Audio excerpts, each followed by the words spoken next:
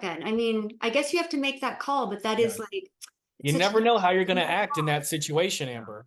It's true. Until you're there, until you're faced with ultra sensitive. Then, you know, the thing you know for sure is that if I'm dead, I can't protect my kid. Right. Like, so if they don't get away, I'm not there to help. I don't know. There really is no good answer, except I was like, oh man, I think we probably could have worked around that a little bit, but so sad. It was sad. It was very sad. Same go. Yeah, that was rough. That was, I did not expect that. I was also sad in the silence. One of my favorite characters, the grandma, she sacrificed herself. Same thing. I would say probably the most motivated sacrifice of all, because she was in the midst of trying to save her granddaughter who was being pulled away in that moment by all like these crazy guys that were just going to keep coming back. They've already proved that these people will just keep coming back for them if they even if they try to leave. So she sacrifices herself to call in the bats. That was a baller move, and I appreciated that. Gojima with a G. And she had cancer or some kind of terminal illness, it seemed like. So I think at that point she's so they were trying to get the audience to like feel better about it. Yeah. Nothing could have saved that movie. I was gonna say I didn't feel any better. I was glad that everybody who died, I was happy about it. Zack's quote in there was, "Why are they sleeping in clothes? There's not enough nudity." Sounds like something I'd say. Great question.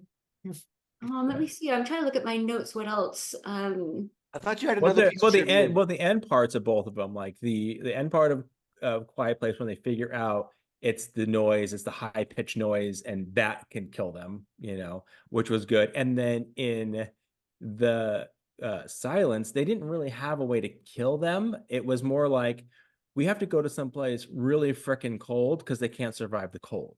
So they have to go to like Antarctica and so like this is our new way of life. We're like, what? And stuff, and that's where they were all kind of heading toward the where end. her ex-boy or her boyfriend or just new boyfriend was stationed. So there's your happy ending, I guess. Oh, that's right. Yeah, he was still alive. He lived. Everyone lives basically. Well, now they're Hunger Games out in the wilderness. Exactly. Like, yeah, exactly. And then like, then just a new way of Katniss. life for us. And I'm like, I'm still thinking that our government, like the military, probably could have intervened. Tanks, you know, like tanks and guns. We probably could have solved this problem pretty. Yeah, they're just bats. I mean, at least the animals in the Quiet Place, they had armor. They were like, well, they were aliens. I mean, those things were huge and fat. Right, they could like really take you down.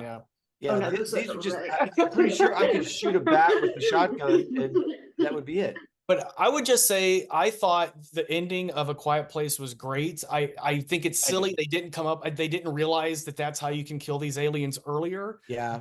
For the movie, I thought that was great. I love the ending, and you know, not to get into the sequel or anything, but I was just like, this is a great ending. Like, there doesn't need to be another movie. And so when there was, I was like, okay, what do you do with this?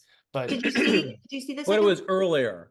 This number 2 is earlier. Oh, it's a prequel. It's prequel, and then even earlier than that is Day one.